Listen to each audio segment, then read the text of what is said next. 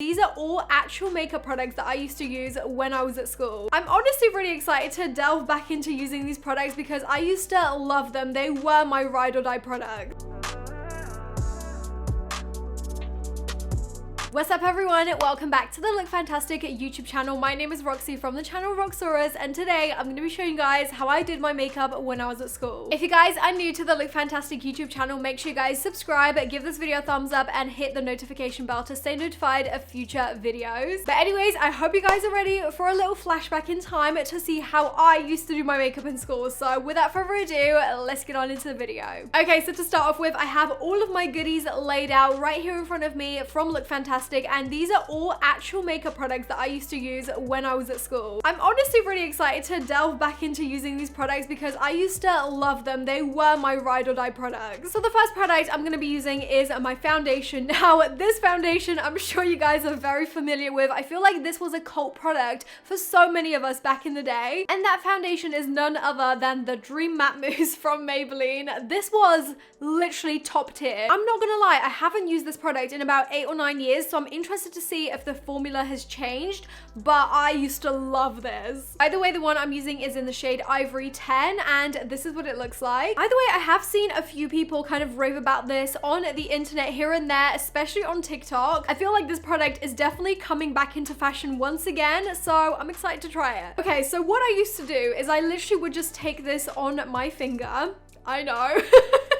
I would literally just apply this with my finger, no brush. So now that I've got the foundation on my fingers, I would literally just like rub this between my fingers. Obviously, make sure you've got clean hands when you do this. But that's what I was told back in the day by all the beauty gurus on YouTube to do that, to like warm up the product or whatever. So then I would literally just start patting that into my skin with my fingers. I'm really hoping that this is still gonna be a good match for my skin color because this is the shade I used to always use when I was younger. Oh my god. Are we seeing this? This feels so nice. It literally feels like I'm rubbing like cream onto my skin. It doesn't feel like foundation at all. Okay, wow. That has created such a flawless complexion with just my fingers. I'm actually amazed. I now remember why I loved this product, and honestly, it has done such a good job at covering all my blemishes. I feel like I've just rediscovered an old favorite, and I'm so happy about it. You know what? Looking at my skin, I actually feel like they might have changed the formula, but for the better, because I remember this foundation used to be quite like dry and powdery once it was set, but now even on the lid it says it's a mattifying foundation and primer all in one. So I feel like maybe they might have tweaked the formula over the years, but honestly, it's never looked better. Okay, so now that my foundation is finished, the next step of the routine was to conceal. Now, growing up, I had a lot of acne, I had a lot of spots, so I always used concealer. Now, back in the day, the concealer world wasn't really as advanced as it is now, so what we had was things like this. This is the Rimmel Hide the Blemish, and I remember distinctly using this product because it's literally in like a lipstick form. Now, because of the formula of this product being a bit more solid, and nowadays I would kind of just use this all over my blemishes, but back in the day, I would use this everywhere, even under my eyes. So that's exactly what we're gonna do today. I got mine in the shade Golden Beige, so I'm literally just gonna go in and kind of just go over any imperfections that the foundation may have not covered fully. I'm also going to apply it under my eyes just a little bit. You know what? The actual formula of this is not as hard as I remember, and it's actually really easy to apply. So now what I would do is kind of blend this in, again, with my hands. My hands were the best tool back in the day. And I would literally just tap it in like this and kind of use the warmth of my fingers to blend this product into my skin. Wow, that has actually done a really good job at covering my spot. Also, doing my whole face with just one shade of concealer is very true to how I used to do my makeup. Nowadays, I will take a concealer that matches my skin tone to kind of cover the blemishes, but I will take a lighter concealer under my eyes to kind of brighten it up. But when I was at school, we didn't really know all those tips and tricks, so I would literally just use the same shade all over my face. So now that our face is nice and concealed, you guys have guessed it, the next product is setting powder. Now, I couldn't do this video and not show you guys the Rimmel Stay Matte powder. That is a cult classic in so many people's routines. This is still one of my favorite drugstore powders till this day. It's a classic for a reason. And no, this time I did not apply this with my fingers. I did actually use a very oversized brush to kind of powder my whole face. I've got to say, nowadays I usually just kind of set my T-zone or under my eyes. I don't do my whole face, but back in the day I thought the more powder the better. Obviously, being at school and wearing this kind of makeup, I wanted it to last all day, so I would try and literally put as much powder on my face as possible. I would even take this to school with me and like powder my face in between classes and break times.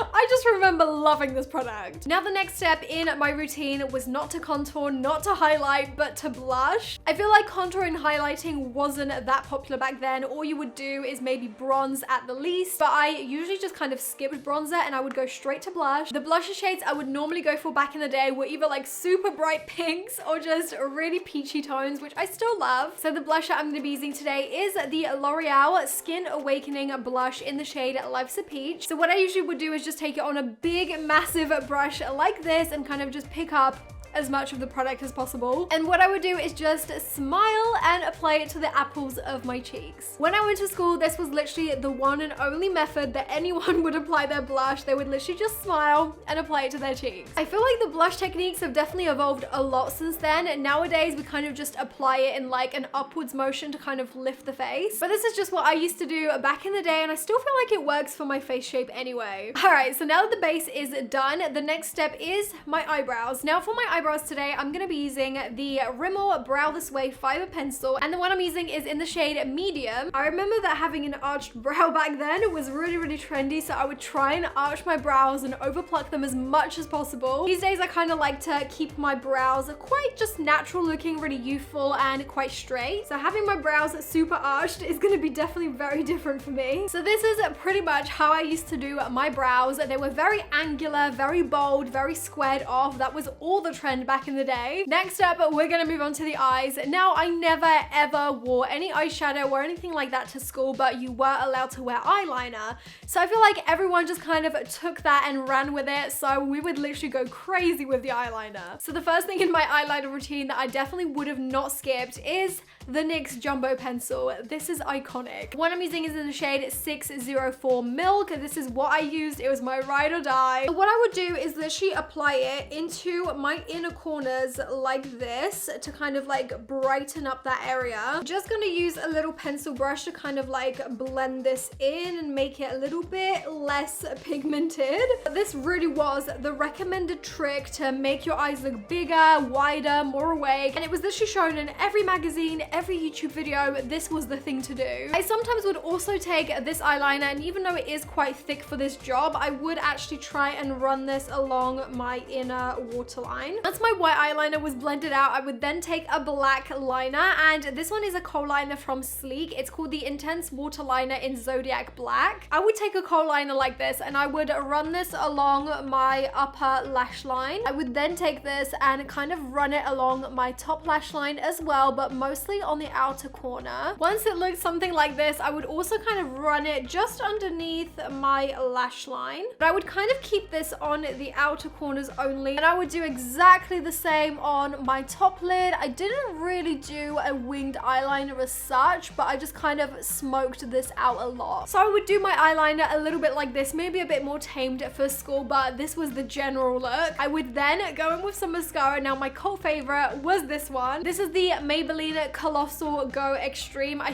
think they might have changed the name of this, but in all honesty, any Maybelline mascara would do for this because that's pretty much all I used back then. And what I would do is basically just apply as many coats of this mascara as physically possible. I'm not ashamed to say I was definitely one of those girls that did the whole spider lashes. I applied way too much mascara on. But again, for the look that I'm recreating and the time that I used to wear this in, that was all the trend. Oh wow, I've forgotten how good this mascara is. It's making my lashes so volumized. Now the look would not be complete without the lips. Now for that time, I feel like a lot of girls would follow the trend of having those foundation lips lips that were kind of just disappearing into your skin tone. I'm not gonna lie, I definitely did that trend a few times probably, but I was more into like pink lipsticks back then. So to complete my look today, I'm actually gonna be going for something a bit more muted, and I'm gonna go for the MAC lipstick in the shade Blankety. I feel like MAC back then was like the top tier brand. Everyone wanted a MAC lipstick, so I thought it's only right I use one. Now what I would do is I would literally just kind of like pat it on my lip. I wouldn't actually wear any lip liner at all with it.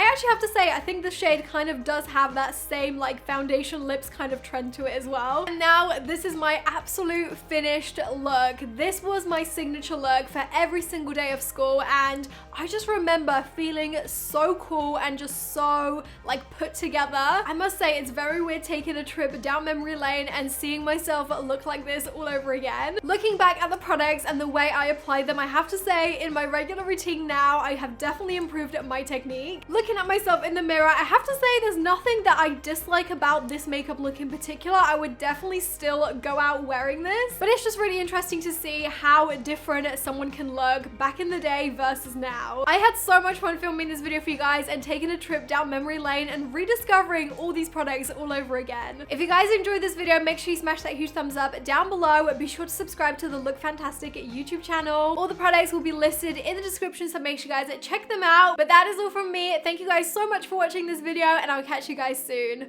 Bye! Mwah.